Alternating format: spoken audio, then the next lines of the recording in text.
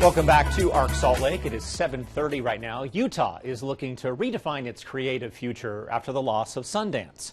Now, a new platform called X5 aims to bring together art, innovation, technology, and entrepreneurship to spark the next wave of opportunity across the state. Joining me right now is Vice Chairman and Chief Innovation Officer Joe Ross to talk about the vision behind this. Joe, thank you for joining us this morning. We appreciate it. No, thank you for having me. Okay, X5, what is this? Describe it for those who have not heard of it. X5 is a convergence platform. We saw the loss of Sundance taking $130 million out of the state. So we wanted to create something that was community first and creator first. So we decided to build a convergence platform, somewhat like South by Southwest, where you have STEM, film, and capital, nonprofits, workforce services, all working together from Provo to Utah for 12 days, putting money back into the communities and into the creators. Was Sundance leaving the main impetus, or was this something you were thinking about for a little while? That was the main drive, but we did want to do something to where we had these different ecosystems working together.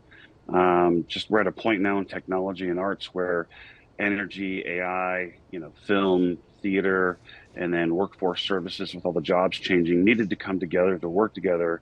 And we figured this convergence platform would be the best way to kind of create a heterogeneous ecosystem and make that a neutral platform that all the different people could work with, participate in, and still remain autonomous. Okay, you described this, correct me if I'm wrong, as the South by Southwest of the Intermountain West. What makes it, though, different from any other festivals or conferences out there?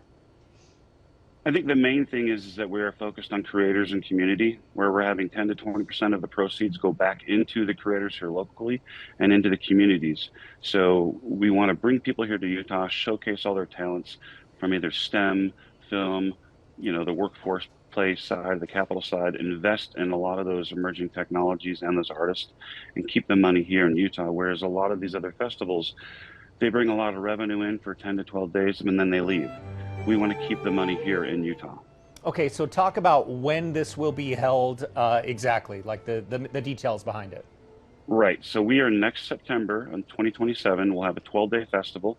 It'll be from Ogden to Provo, and we'll even have places in Park City and throughout, depending on which pillar or cluster you're in. And we're also going to have regional events down in St. George, Moab, Torrey, and some of the national park Zions throughout the year. So it's the big festivals the last 2 weeks of next September, but we will have regional breakouts as well. How excited are you about this, Jeff? I'm thrilled. We had over 8,000 unique people show up to the art show, which is part of X5. And I believe it's the real first large art show here that we've had in Salt Lake. And we had over 10,000 people register, 8,000 unique people show up. So we're thrilled. I mean, the feedback is amazing. We have people, investors, sponsors, all calling us all the time, wanting to be involved, because just like Austin, this is something we can grow organically here for Utah. So we think it's a great opportunity for the communities here in Utah, but not only the artists and, some of the kids here in Utah who are trying to do something special, trying to make a name, or some of those creators. So now we're just providing that platform to do something great here.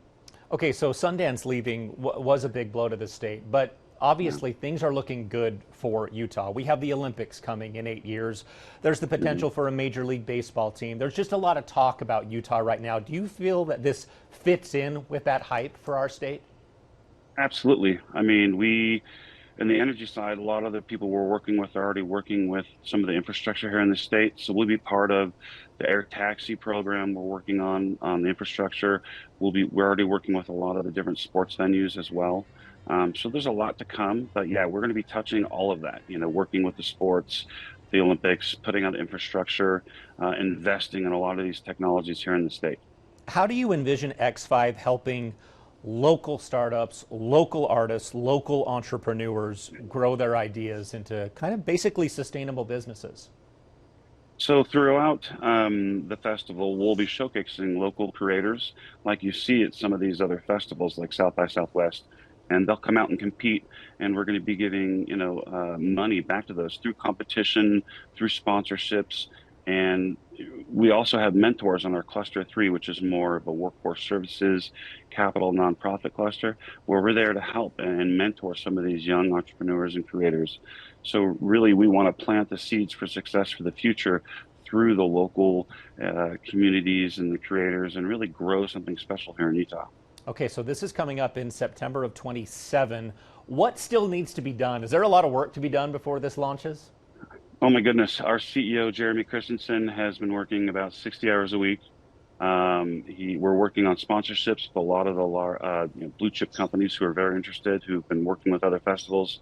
There's investment money coming in. So we have a team of about 50 to 60 people now already. And we already have the locations kind of penciled in, reserved. So we are almost there. The creators are, that's the easier part, bringing the creators together, but getting that infrastructure together, it's going to be a lot of work, and we're going to make some mistakes along the way, but we're going to make it happen. And I think we're going to create something special here for Utah. Okay, if someone's hearing about this now or in the weeks to come, even though this is a good deal in the future, where can they go for more information to find out more? Well, our website is x5fest.com, and then also they can look for X5 Festival on LinkedIn or social media. And we have a lot of people working those different accounts, and we're more than happy to get in touch with them that way. Okay, Joe Ross, thank you so much. A big event coming up in just over a year here, so I'm sure we'll be covering it when it happens. Thank you for joining us.